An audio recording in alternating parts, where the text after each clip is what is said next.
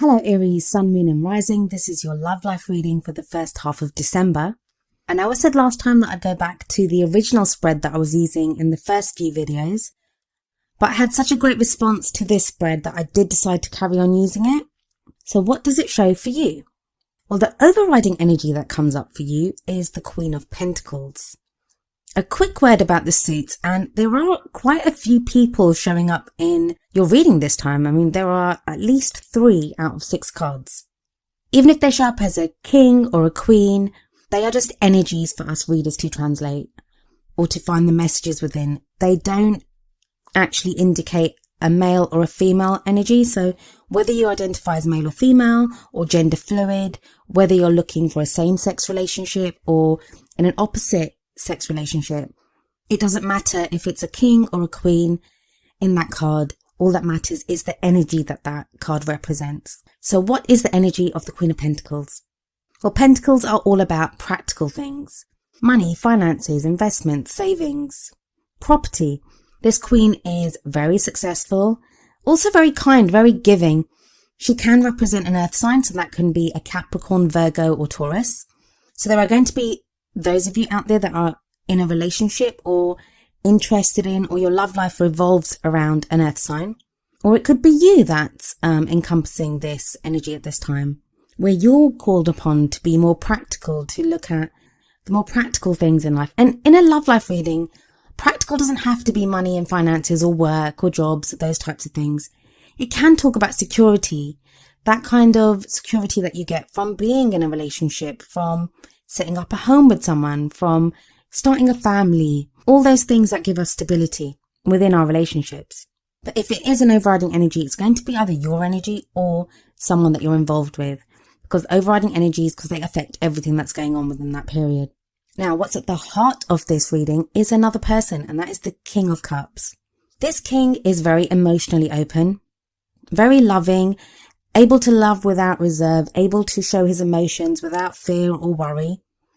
Again, this can be your energy. It may be that you are now feeling this open, this loving, able to love, looking for love. Because you have the Queen of Pentacles in the overriding energy, it may be that you're in a place of more stability. Maybe you found someone that offers you that stability, or you just feel more stable in your own circumstances. Maybe you've accomplished something at work or in your practical life that now lets you take that step back and you're able to feel more loving and able to think about your love life more. If it's not that, then this represents a water sign, or it can be someone that embodies water sign elements. Water signs are Pisces, Cancer and Scorpio. So some of you Aries might be involved with someone of one of those signs. Or you might have come across someone that's very open, very loving, and you're not quite sure what to make of them, is what I'm getting from this. In the past, there's some kind of victory that was won by you. Now, again, this could be work related because we have that Queen of Pentacles. It may be that you've had to deal with work or studies or anything of that practical nature for so long now. You were working towards the completion of a project or something like that, and you weren't able to focus on your love life. But with that recognition, with that acclaim, with that victory, you can now shift your focus. Now I think that applies to some of you, but I think for a lot of you, the actual victory was won in your love life. The overall sense that I'm getting from this is, even though like the past energy, it usually refers to like the period just before the reading. So that would be like the end of November. I get the feeling that this 6 of Wands refers to a time before that, or a longer period. You might have gotten into a relationship with one of the people here, and it may have been someone, an earth sign or a water sign, or someone that was, that gave you stability, someone that was very loving. So you got into a relationship with someone like that, and you thought you did really well. You thought the relationship was going really well. So that's where that sense of victory, of pride, of happiness, of joy, of just receiving that recognition from your lover or from this person that you were interested in, that came in the past. But things have been kind of stuck for a while because you have the 4 of Cups in your present. This may be, for those of you that are in a relationship, it may be that a relationship that began with so much promise, with so much joy, with so much fanfare, like we see in the 6 of Wands. that's now become stuck and you're not quite sure what to do. Maybe there are problems that have cropped up and you find yourself focusing more on the problems than on the things that brought you together or that you were happy about between the two of you. But always within the Four of Cups, I see the Ace of Cups. And the Ace of Cups is the one cup that's always being offered to the person in the Four of Cups. And that's the card that talks about new beginnings in love, reconnecting with someone, emotional growth, new happiness coming into your life. But it's just if we can look away from the other three cups, look away from those problems that's not to say ignore any problems that are in your relationship, because no, that never works. It's just not to become so focused on them that we don't notice the love that is there. For those of you that are single, this can show that you might have had a love life that had held so much promise in the past, but now you've been stuck. Maybe you've been alone and you can't see an end to you being alone, or you can't see yourself reconnecting with someone that you've wanted to get back with. And I think that's changing, especially because it's the Four of Cups. I always see the Four of Cups as, yeah, we're stuck, but it's all about, there is something to be grateful for. We just can't see it just yet. There's always something there to feel grateful for. It's a helping hand. I always see a helping hand that comes out of nowhere to help you. But we just have to be ready for it. We have to be prepared for it, and we have to notice it when it comes. We have the Queen of Swords in the future, and she's the third of the people that show up in this reading. And it's strange because we have three people that show up here. None of them are Wands. And Wands would be you, Aries. Although I guess the Six of Wands, that person on the horse, that represents you in the past. But the three people, they're not coming up as your energy. So which says if any of these are you, you're not feeling like yourself. But the Queen of Swords, she can be an air sign, which is Aquarius, Gemini or Libra. Again, it's male or female. But the people of the Suit of Swords, they can be kind of cold sometimes. They can come across as not being as emotionally open as some of the other signs or some of the other court cards. But what I love about the Queen of Swords, and call me biased, is that she is the truth seeker. I always see her with her sword ready to cut away at any bullshit and to get at the truth of a matter. So I think if there's been some mystery as to why something looked so promising in the past but now isn't, you're going to get to the bottom of that. If it's you taking on this energy of the Queen of Swords. The Queen of Swords has been through it all. She's been through some really tough life lessons. She's sometimes the queen that's been through a divorce. She's gone through breakups. She's gone through heartache. She's gone through just about every bad thing you can name. But she's come out the other side. She's experienced it all and she's gone through the pain of it, and she now has gotten to a place of knowledge. Those experiences have taught her so much, and she can now use that knowledge to get to the truth of any matter. So if it's you, Aries, then this is you getting to the truth, getting to the bottom of something that's been bothering you for a while now. If it's not you, looking at this, I would say that I think the energy of Aries is you're kind of really open to love at the moment. I'd say the King of Cups is probably closest to your energy. You're stable. Yeah, the Queen of Pentacles too. You're stable and you're open to love. And don't forget, when we're involved with someone, so say, even though you would normally be the King or Queen of Wands, when you're involved with someone and they are an earth sign or they are taking on the energies of the cups, then you become their king or queen. So that's why you can sometimes show up as a court card of a different element that's not of your star sign. In which case, I think some of you are going to come across this person that may come across as kind of cold in the future and could be an air sign though. But yeah, you may come across someone that's like this. And I think if it is the case, the first thing you'll find about them is that they're very honest and very blunt. I think that's going to be refreshing for you. I think that's something that you're going to want, that level of honesty and want that level of openness. In the crowning energy, you have the Three of Wands. Now, the Three of Wands is kind of you expecting something back. Some news, some information. It can be a message coming from overseas, but it's something that you are expecting. The guy on the card, he's waiting for his ships to come back to see what the ships have for him. But he's expecting the ships back. He's standing there waiting to greet them. on the shore. And that's you. You're waiting for some message to come back to you.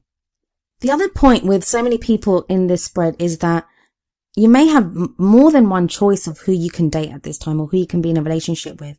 And that, I think, applies more to the single people, not to those in relationships. I think those of you that are single or that are open to, or are just casually dating, you're not in a solid or committed relationship, I think there could be some confusion about who to date. And that may be why you're feeling stuck now. I mean, there are 3 cups on the ground there in the 4 of cups. And so you may not know who to date. You may not know who's the right person for you. In which case, I think the 3 of Wands energy there is information on who is the right one for you. So as always, I've picked 2 oracle cards for you. The first is from the Romance Angels deck, and it is Make the Effort. And the card says, great love is worth taking the steps you're guided to take. Now, make the effort. It can be literally what the name says, make the effort. If you haven't been making an effort in your love life, if you've been the one that's been kind of pulling away in a relationship, or you've not been putting yourself out there to date, it could just be very simply be saying that now is the time for you to get back out there and date, get back on your horse in the 6 of Wands, get back and do that. But more often than not, I feel that this card says, always feel that in Make the Effort, you're given signs or you're given guidance. And the 4 of Cups will show that too, with the cup that's handed to you, the helping hand that's given to you. There are signs, there is advice that you're given on how to progress in your love life. This could be counseling. If you're having problems in your relationship, this may be counseling that you and your partner take together to try to improve your relationship.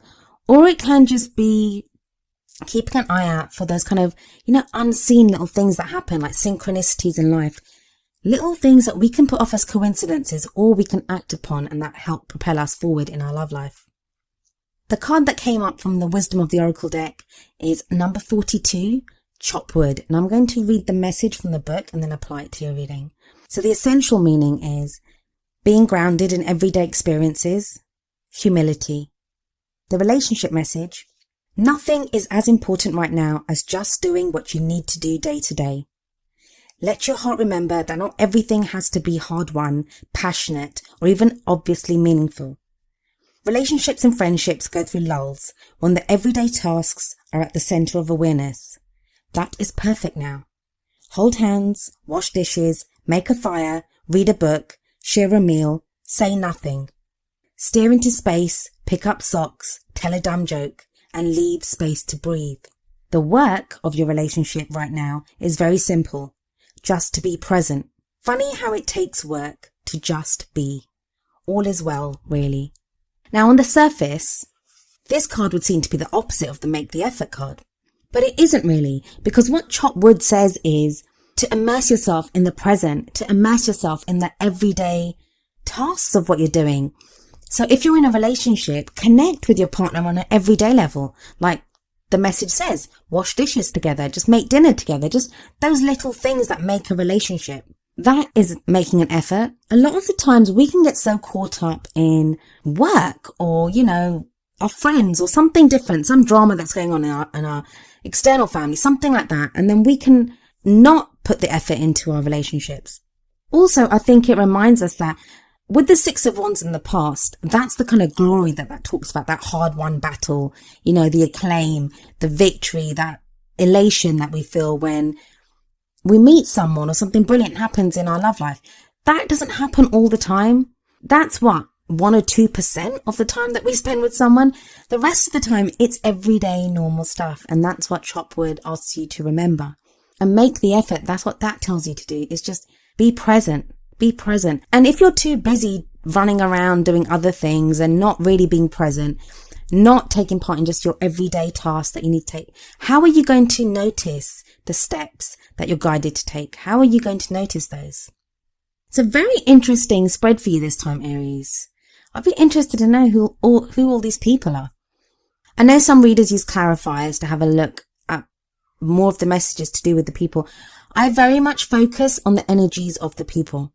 You will either connect to those or not. I mean, I could pull a clarifier and it could say, oh, the Queen of Pentacles is someone that you know from work. And that could be the case.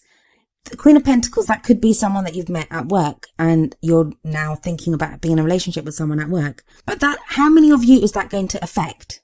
So it's more of the energy of the person. I always feel that if these people come up, apart from like the Queen of Swords, who you may not have met yet because she is in the future. She's a future energy that comes in, and she'll probably come in around the middle of the month. But if they're in the past, or if there's someone like the King of Cups who's at the center of the reading, you are already aware of who these people are. So I don't do that, so I do apologize. That's why we say that, these readings may not resonate with everyone. And if none of these people resonate with you, then I'm sorry, then this reading isn't for you, I'm afraid. And I hope that there's another reader out there that has that reading for you. But for those of you that this does resonate with, you'll know who those people are, or at least know who one of those people are. Or you'll be able to connect to the energy of one of them as your own, because that's how you're feeling, or that's how you're going forward. Anyway, Aries, that was your love life reading for the first half of December. I hope it resonated with you. For those of you that it did resonate with, please leave me a message in the comments. I love reading them. If it didn't resonate with you, like I said, I hope there's another reader that does have a message for you for this period. And if not, I hope that I can have a message for you next time. I'll be back in the middle of December. I'll see you then. Goodbye for now.